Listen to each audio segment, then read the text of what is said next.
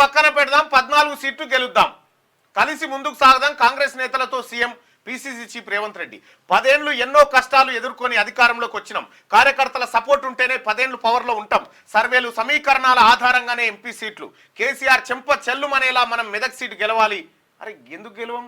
చెంప చెల్లుమని గెలవాలి కదా.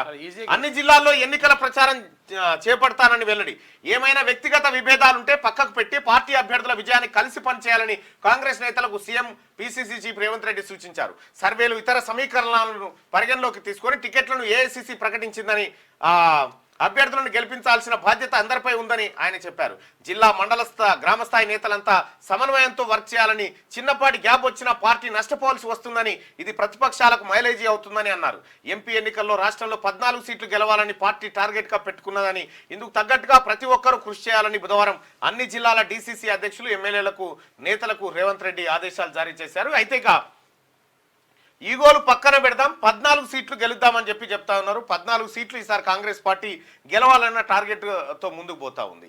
సో మనం ఒకటొకటి మాట్లాడుకుందాం, ఒకటొకటి మాట్లాడుకొని ఒక్కొక్క దానిపైన అంటే స్పెషల్గా సర్వేలు కూడా మళ్ళీ మేము ముందుకు తీసుకొస్తాం. లైవ్ సర్వేలు ఎట్లా ఉంటాయి ఏందనేది. కాంగ్రెస్ పార్టీ 14 సీట్లు టార్గెట్గా ముందుకు పోతా ఉంటే, భారతీయ జనతా పార్టీ డబుల్ డిజిట్తో ఈసారి పక్కా గెలుస్తామనేటువంటి ఒక చర్చ జరుగుతూ ఉంది. ఇక బీఆర్ఎస్ పార్టీ మినిమం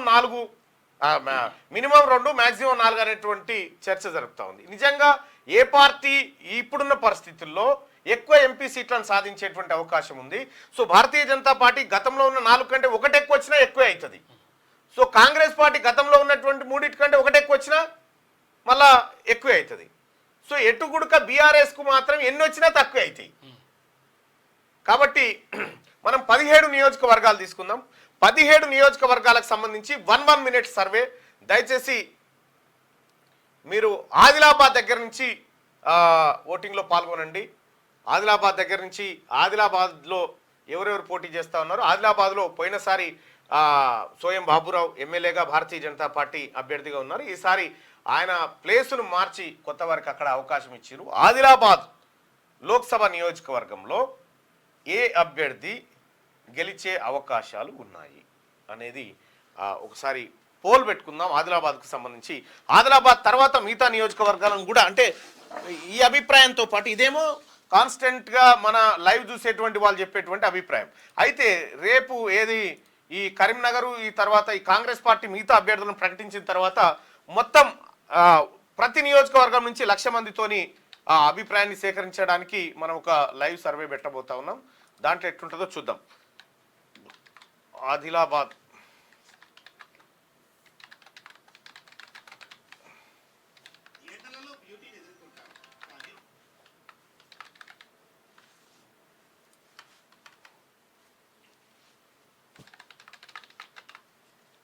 రైట్. 3 ప్రధాన పార్టీల పైన ఈ పోల్ ఉంది.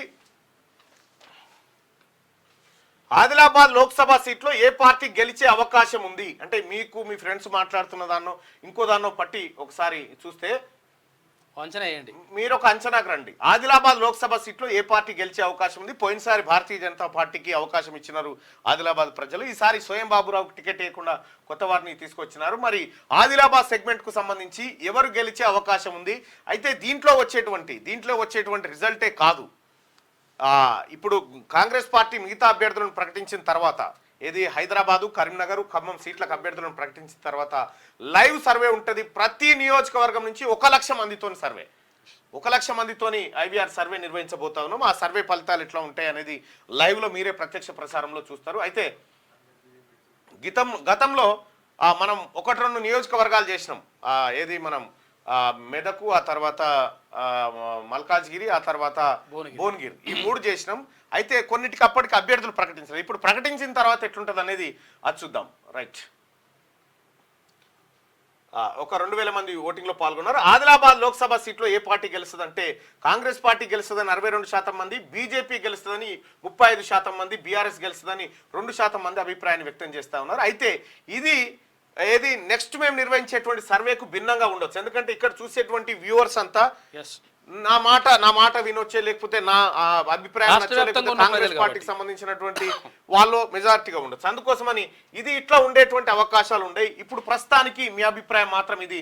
రేపు జరిగేటువంటి ఒరిజినల్ సర్వేలో ఏం జరుగుతుంది, ఏం తేలుతుంది అనేది ఒకసారి చూద్దాం. సర్వే అని ఎందుకు అంటున్నా అంటే ఆ నియోజకవర్గం పర్టికులర్ గా ఆ నియోజకవర్గం మీదనే ఆ ఫోన్ కాల్స్ ఫోన్ కాల్స్ వెళ్ళిపోతాయి, వాళ్ళు చెప్తారు కాబట్టి బరాబర్ ఉంటుంది. రైట్ గా కలిసి ముందుకు సాగుదాం కాంగ్రెస్ నేతలతో CM PCC chief Revanth Reddy అంటూ 10 ఏళ్లు ఎన్నో కష్టాలు ఎదుర్కొని అధికారంలోకి వచ్చినాం, కార్యకర్తల సపోర్ట్ ఉంటేనే 10 ఏళ్లు పవర్ లో ఉంటాం, సర్వేలు సమీకరణాల ఆధారంగానే ఎంపీ సీట్లు ఇస్తున్నారని చెప్పి అంటా ఉన్నారు. ముఖ్యమంత్రి రేవంత్ రెడ్డి గారు బీసీల నుంచి అయితే చాలా ఒత్తిడి ఉంది సార్, అది తీవ్రమైన అన్యాయము బీసీలకు జరుగుతూ ఉంది సీట్ల దగ్గర. ఆ తర్వాత ఎస్సీ మాదిగలు తీవ్ర ఆగ్రహంతో ఉన్నారు కాంగ్రెస్ పార్టీ పట్ల. ఎందుకంటే సర్వేల ఆధారంగా ఇస్తే అసలు బీసీలకు టికెట్లు ఏవి, మరి కేవలం 3 జైరాబాద్ ఇచ్చినారు, మెదక్ ఇచ్చినారు, ఆ తర్వాత ఈ సికింద్రాబాద్ ఇచ్చినారు. అవి వస్తాయా పోతాయా ఎవరికి అర్థం కానటువంటి పరిస్థితి. సో చాలా ఆందోళనకరమైనటువంటి పరిస్థితులు మాత్రం కనిపిస్తూ ఉన్నాయి బీసీల్లో. ఈ సర్వేల ఆధారంగా ఇస్తురా ఇంకో ఆధారంగా ఇస్తురా తెలియదు, కానీ బీసీల పట్ల మాత్రం పూర్తిగా వివక్షత కనిపిస్తున్నట్టుగా కాంగ్రెస్ పార్టీలో ఒక చర్చ జరుగుతుంది. కామన్ పబ్లిక్ కూడా మాట్లాడుకుంటా ఉన్నారు. ఆ వివక్ష పోవడానికి ప్రయత్నం చేయండి, లేకపోతే మాత్రం బీసీలు మాదిగలు కాంగ్రెస్ పార్టీకి దూరం అయ్యే ప్రమాదం ఉంది. దయచేసి అది జరగకుండా రాహుల్ గాంధీ గారు ప్రధానమంత్రి కావడం కోసం మీ నిర్ణయాలు ఉండాలి, మీ విధానపరమైన నిర్ణయాలు ఉండాలని చెప్పి చెప్తా ఉన్నారు. తెలంగాణ రాష్ట్రంలో ఉన్నటువంటి ఇప్పుడు 17 కాన్స్టిట్యున్సీలు ఉంటే ఎస్సీలకు 3 బాయ్, ఎస్టీలకు 2 బాయ్, 5 పోతే కనీసం ఎస్సీలకు వచ్చినటువంటి 3 సీట్లు మాత్రమే బీసీలకు, మిగతా 6 సీట్లు ఇప్పటికే 6 స్థానాలు కేవలం ఒకే సామాజిక వర్గానికి, రెడ్డి సామాజిక వర్గానికి ఇస్తే బీసీలో ఆందోళన రాదా, బీసీలో వ్యతిరేకత రాదా? ఇది మీరు ఆలోచించుకోవాలి. నా మీద చాలా ప్రెషర్ ఉంది, నా మీద అంటే విపరీతమైన ప్రెషర్ ఉంది. నువ్వు మాట్లాడాలన్నా అని చెప్తా ఉన్నారు.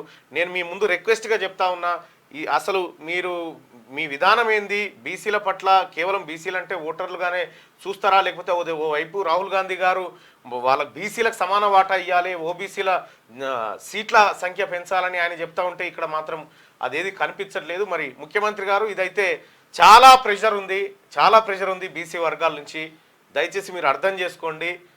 ఇక్కడ ఇప్పుడు ఇచ్చే సీట్లన్న కనీసం కరీంనగర్ సీటు, ఆ తర్వాత ఖమ్మం సీటు, ఈ హైదరాబాద్ కావాలంటే తీసుకోండి సార్, ఇబ్బంది ఏం లేదు. కరీంనగర్ ఖమ్మం సీటు ఈ 2 బీసీలకు ఇవ్వాలని చెప్పి చెప్తా ఉన్నారు. ఒకటి చెప్తున్న ముఖ్యమంత్రి గారు, నిజంగా తీన్మార్ మల్లన్న తప్ప ఎవరికైనా ఇస్తామనుకుంటే నాకే అభ్యంతరం లేదు సార్, కానీ బీసీలకు ఇవ్వండి, ఎవరికన్నా బీసీలకు ఇవ్వండి, అక్కడ ఇక్కడ బీసీలకు ఇవ్వండి, ఏ ఇబ్బంది లేదు. కానీ చాలా ప్రెషర్ ఉంది, మీరు అర్థం చేసుకోండి ముఖ్యమంత్రి గారు. నేను ప్రతిరోజు నాకు ఇట్లా ప్రజల నుంచి ఏంది నువ్వు ఎందుకు మాట్లాడట్లేదు అని చెప్పి చెప్తా ఉన్నారు. నేనేమో అక్కడ మిగతా మీడియా వాళ్ళు కూడా నువ్వు ఎందుకు మాట్లాడతలేవు అని చెప్పి చెప్తా ఉన్నారు. నేను వితిన్ ద పార్టీలో ఉండి మాట్లాడడం భావ్యం కాదు, మీకు సూచనగా చెప్తా ఉన్నా. బీసీలకు సమాన అవకాశాలు ఇవ్వండి. అటు ఓడిపోతారా గెలుస్తారా, బీఆర్ఎస్ పార్టీ 6 సీట్లు ఇచ్చే బీసీలకు, బీజేపీ పార్టీ 5 ఇచ్చే, మనమేమో 3 ఇస్తామే. ఈ 2 కూడా ఇస్తామా ఇయ్యమా తెలియదు. హైదరాబాద్ ఎట్లాగో ఇస్తారు, ఎందుకంటే అది గెలిచేది లేదు కాబట్టి. ఇక ప్రజల్లో మాత్రం ఒక ఆలోచన స్టార్ట్ అయింది. ఆ ఆలోచనకు ఫుల్ స్టాప్ పెట్టే విధంగా ఈసారి నిర్ణయాలు ఉంటాయని ముఖ్యమంత్రి గారికి నేను సూచన. ఇక ఎవరి తాటా తీస్తారో త్వరలోనే తెలుస్తుంది. ఫోన్ ట్యాపింగ్ లో ఎంత తురుంకాన్లున్నా వదిలిపెట్టాం. కేటీఆర్ కు మంత్రి పొంగులేటి శ్రీనివాసరెడ్డి హెచ్చరిక. బీఆర్ఎస్ దోచుకున్న ప్రతి పైసాను కక్కిస్తామని వెల్లడి.